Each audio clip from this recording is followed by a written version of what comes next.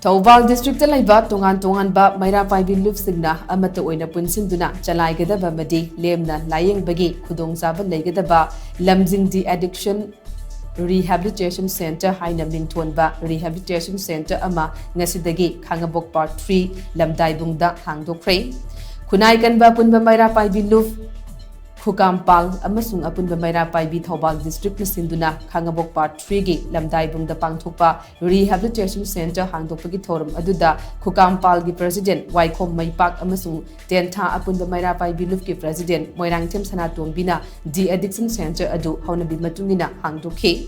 thorum aduga mari lenana kunai kanba punba Meira Paibi ki President Waikhom Maipak na hai aikhogi iramda masida ngasi mak inkhalagliba isa kaya mayai kaba chinjakna tauduna mamal yamnaba punsi kaya mangkhigadaba adudagi kandaba yadi haiduna Thoubal District leiba mama oibi kaya na punsinduna De Addiction Centre asti hangbane Centre asida laiyeng bada changba senfam lawroi maram maduna Centre asi mai pakna salaina buhonabada lamdam masongi mipung khudimagna angamba mateng pangbiu haina makna makhata ke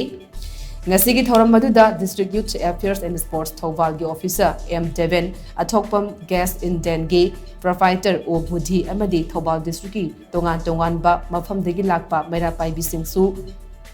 saruk yakhi akoi hogi nisagi mayuka sanggala abamina akoi mamawi akoi na aini isani mali matani kaya di khangdana akoi punna angang akoi Manipuri District mi tanggal e haiba yare aduna hogi ki lani matanda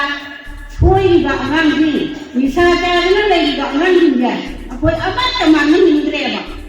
aduna ni akoi center ama thama ise